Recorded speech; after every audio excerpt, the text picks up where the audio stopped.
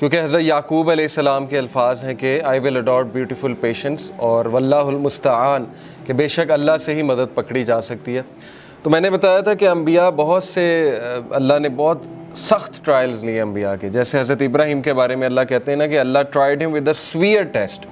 اور جیسے اب قربانی کا بھی موقع آ رہا ہے تو حضرت ابراہیم کی مثال ہی یہ کہ انہوں نے قربانیاں بہت دیں اللہ کی راہ میں، بے شمار قربانیاں، آپ سوچ نہیں سکتے۔ پہلے تو یہ کہ اولاد بہت لیٹ ہوئی، 86 سال کی عمر میں آتا ہے، حدیث میں بھی ہے غالباً، لیکن یہ کہ اسرائیلی روایات میں ہے کہ 86 سال کی عمر میں حضرت ابراہیم کو پہلا بیٹا ہوا حضرت اسماعیل،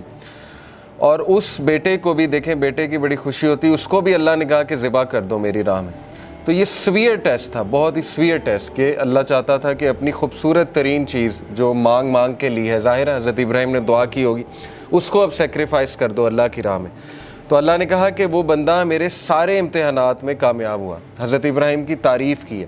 اور پھر اس کے رزلٹ میں، یہ میں آپ کو اس پورے پیسج کا کانٹیکسٹ بتا رہا ہوں، سورہ البقرہ کے پیسج کا،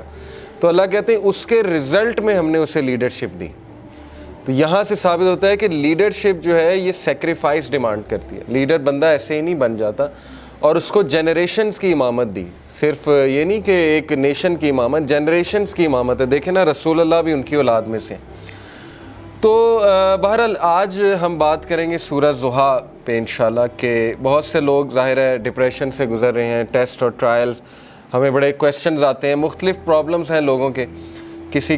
کا انمپلائمنٹ ایشو ہے، کسی کو اولاد کا ایشو ہے، کسی کو کوئی اسپاؤس سے ایشو ہے، کسی کی شادی نہیں ہو رہی وغیرہ وغیرہ، بہت سے ٹیسٹ ٹرائلز انسان کی زندگی میں ہوتے ہیں۔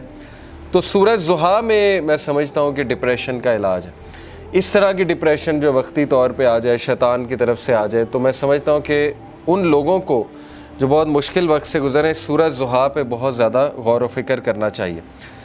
تو سورہ ضحیٰ سب سے پہلی بات مکہ میں ریویل ہوئی، اس کا تھوڑا سا بیک گراؤنڈ بتا دیتا ہوں، میں چاہوں گا آپ لوگ اس کو پڑھیں بھی تفسیر کے ساتھ۔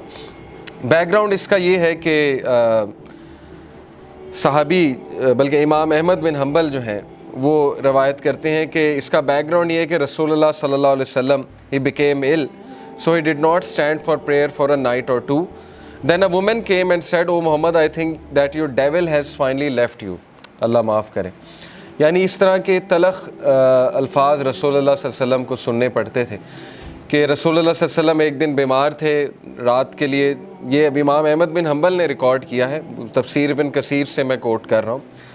تو لیکن یہ کہ ایک خاتون آئی، اس نے کہا جی کہ لگتا ہے تمہارے شیطان نے تمہیں فورسیک کر دیا، نعوذ باللہ، یعنی اس کا ماننا یہ تھا نا کہ قرآن شیطان کی طرف سے شاید، اور اسی نے فورسیک کر دیا۔ تو پھر اللہ نے یہ صورت ریویل کی۔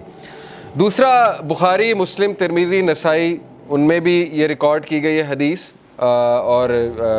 یہی ہے ان سب کا ویو کہ یہ اس موقع پہ ریویل ہوئی جب اللہ کے نبی صلی اللہ علیہ وسلم بہت غمگین تھے،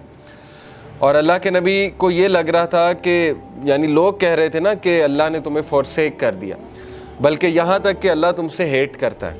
یہاں تک بھی ظاہر ہے کہ لوگوں نے کہا۔ تو بہرحال آئیڈولیٹرز جو تھے مشرکین، انہوں نے بھی یہی کہا کہ لگتا ہے محمد کا جو اللہ ہے، جو خدا ہے، اس نے محمد کو نعوذ باللہ نگیٹ کر دیا ہے، یا محمد کو جو ہے وہ چھوڑ دیا ہے۔ تو یہی ہے شروع کے الفاظ سورہ ضحیٰ کے، پڑھتے ہیں اعوذ باللہ من الشیطان الرجیم، بسم اللہ الرحمن الرحیم۔ والضحیٰ واللیل اذا سجا، قسم ہے آفتاب کی روشنی کی، بائی دا فور نون، آفتاب کی روشنی کی قسم ہے، واللیل اذا سجا، اور قسم ہے رات کی جب وہ چھا جائے، واللیل اذا سجا سے مراد ہے by the night when it darkness, ما ودعک ربک وما قلی، نہ تو چھوڑ دیا تجھے تیرے رب نے، اور نہ ہی وہ تجھ سے نفرت کرتا ہے، نہ ہی وہ ناراض ہے تجھ سے، نہ ہی اس نے چھوڑ دیا ہے تجھے۔ Your Lord has neither forsaken you nor hates you. وَلَلْآخِرَةُ خَيْرٌ لَكَ مِنَ الْأُولَىٰ and indeed the hereafter is better for you than the present، بلکہ آخرت تیرے لیے بہت بہتر ہے اس سے جو دنیا میں کرنٹلی تیرے پہ چل رہا ہے۔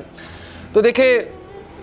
4 لیسنز اخذ ہوتے ہیں سورہ ضحیٰ سے، بڑے پاورفل 4 لیسنز انشاءاللہ، جن پہ میں آج روشنی ڈالوں گا۔